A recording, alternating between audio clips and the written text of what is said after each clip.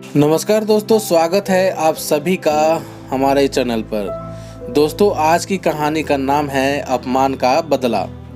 तेनालीराम ने सुना था कि राजा कृष्णदेव राय बुद्धिमानों व गुणवानों का बड़ा आदर करते हैं। इसलिए उसने सोचा क्यों ना उनके यहाँ जाकर भाग्य आजमाया जाए। लेकिन बिना किसी सिफारिश के राजा के पास जाना टेढ़ी खीर थी। वह किसी ऐसे अवसर की ताक में रहने लगा जब उसकी भेंट किसी महत्वपूर्ण व्यक्ति से हो सके। इसी बीच तेनालीराम का विवाह दूर के नाते की एक लड़की मगम्मा से हो गया। 1 वर्ष बाद उसके घर बेटे का जन्म हुआ। इन्हीं दिनों राजा कृष्णदेव राय का राजगुरु मंगलगिरी नामक स्थान गया। वहां जाकर रामलिंग ने उसकी बड़ी सेवा की और अपनी समस्या कह सुनाई। राजगुरु बहुत चालाक था। उसने रामलिंग से खूब सेवा करवाई और लंबे चौड़े वायदे करता रहा।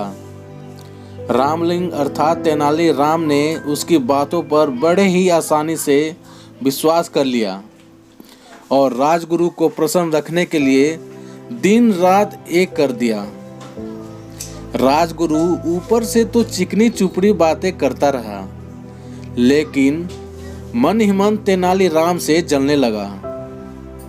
उसने सोचा कि इतना बुद्धिमान और विद्वान व्यक्ति राजा के दरबार में आ गया तो उसकी अपनी ही कीमत गिर जाएगी। पर जाते समय उसने वायदा किया, जब भी मुझे लगा कि अवसर उचित है मैं राजा से तुम्हारा परिचय करवाने के लिए बुलवा लूंगा। तेनालीराम राजगुरु के बुलावे की उत्सुकता से प्रतीक्षा करने लगा, लेकिन बुलावा न आना था न ही आया। लोग उससे हंसकर पूछते, क्यों भाई रामलिंग, जाने के लिए सामान बांध लिया ना? तो कोई कहता, मैंने सुना है कि तुम्हें विजयनगर जाने के लिए राजा ने विशेष दूत भेजा है। तेनालीराम उत्तर देता, समय आने पर सब कुछ होगा। लेकिन मन ही मन उसका विश्वास राजगुरु से उठ गया था। तेनालीराम ने बहुत दिन तक इस आशा में प्रतीक्षा किया कि राजगुरु उसे विजयनगर बुलवा लेंगे। अंत में निराश होकर उसने फैसला किया कि वह स्वयं ही विजयनगर जाएगा। उसने अपना घर और घर का सारा सामान बेचकर यात्रा का खर्च जुटाया और माँ, पत्नी तथा बच्चे को लेकर विजयनगर के लिए रवाना हो गया। यात्रा में जहाँ कोई भी रुकावट आती, तेनालीराम राजगुरु का नाम ले लेता, कहता, मैं उनका शिष्य हूँ। उसने माँ से कहा, देखा, जहाँ राजगुरु का नाम लिया मुश्किल हल हो गई। व्यक्ति स्वयं चाहे जैसा भी हो, उसका नाम ऊंचा हो तो सारी बाधाएं अपने आप दूर होने लगती हैं। मुझे भी अपना नाम बदलना ही पड़ेगा।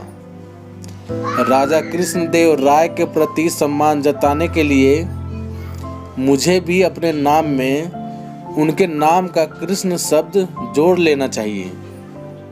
आज से मेरा नाम रामलिंग की जगह रामकृष्ण हुआ। बेटा, मेरे लिए तो दोनों नाम बराबर हैं। मैं तो अब भी तुझे राम पुकारती हूँ, आगे भी यही पुकारूंगी, माँ बोली। कोडवीर नामक स्थान पर तेनालीराम की भेंट वहाँ के राज्य प्रमुख से हुई, जो विजयनगर के प्रधानमंत्री का संबंधी था। उसने बताया कि महाराज बहुत गुणवान, विद्वान और उदार हैं, लेकिन उन्हें कभी कभी जब क्रोध आता है तो देखते ही देखते सिर धड़ से अलग कर दिए जाते हैं। जब तक मनुष्य खतरा मोल न ले वह सफल नहीं हो सकता। मैं अपना सिर बचा सकता हूँ। तेनालीराम के स्वर में आत्मविश्वास था।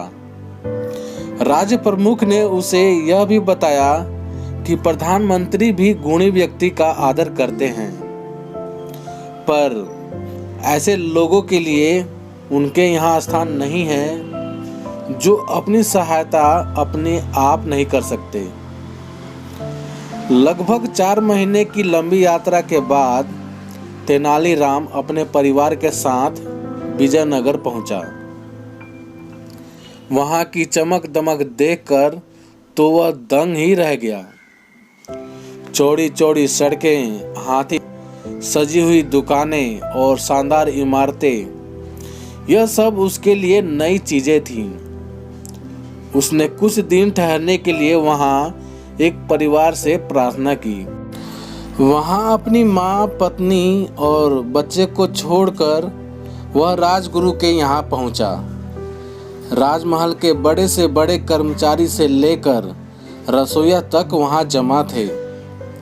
नौकर चाकर भी कुछ कम न थे। तेनालीराम ने एक नौकर को संदेश देकर भेजा कि उनसे कहो तेनाली गांव से राम आया है। नौकर ने वापस आकर कहा, राजगुरु ने कहा है कि वह इस नाम के किसी व्यक्ति को नहीं जानते। तेनालीराम बहुत हैरान हुआ। वह नौकरों को पीछे हटाता हुआ सीधे राजगुरु के पास पहुंचा। राजगुरु, आपने मुझे पहचाना नहीं?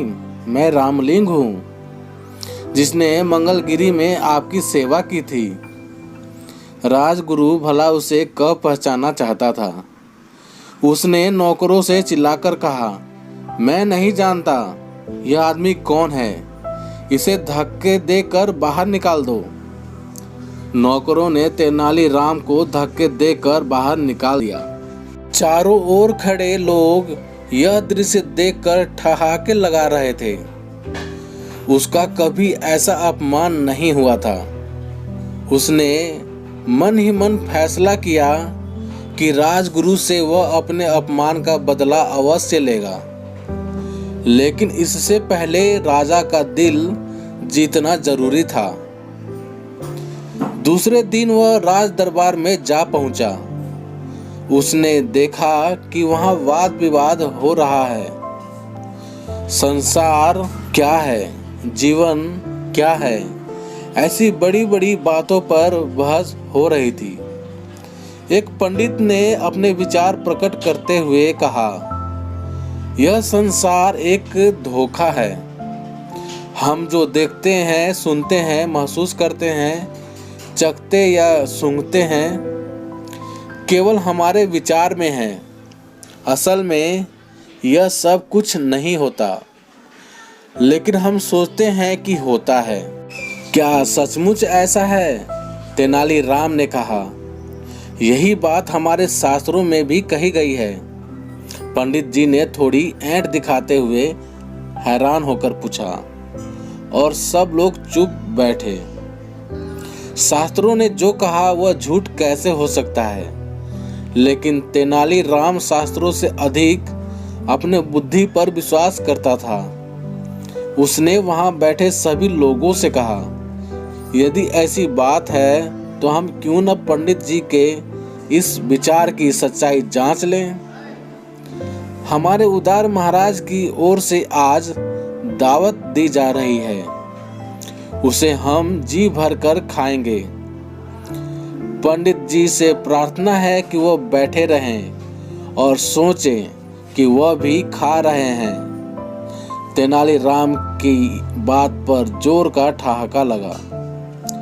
पंडित जी की सूरत देखते ही बनती थी कि महाराज तेनालीराम पर इतने प्रसन्न हुए कि उसे स्वर्ण मुद्राओं की एक थाली भेंट की और उसी समय तेनालीराम को राजविदूषक बना दिया।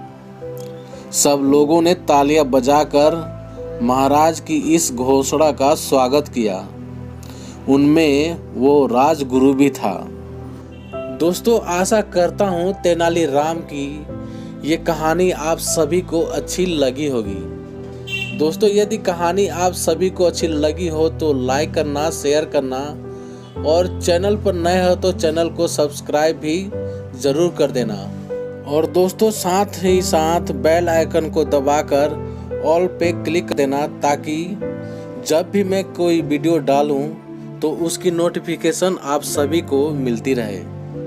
तो चलिए दोस्तों, मिलते हैं आप सभी से एक और नई कहानी के साथ। तब तक के लिए जय हिंद, वंदे मातरम।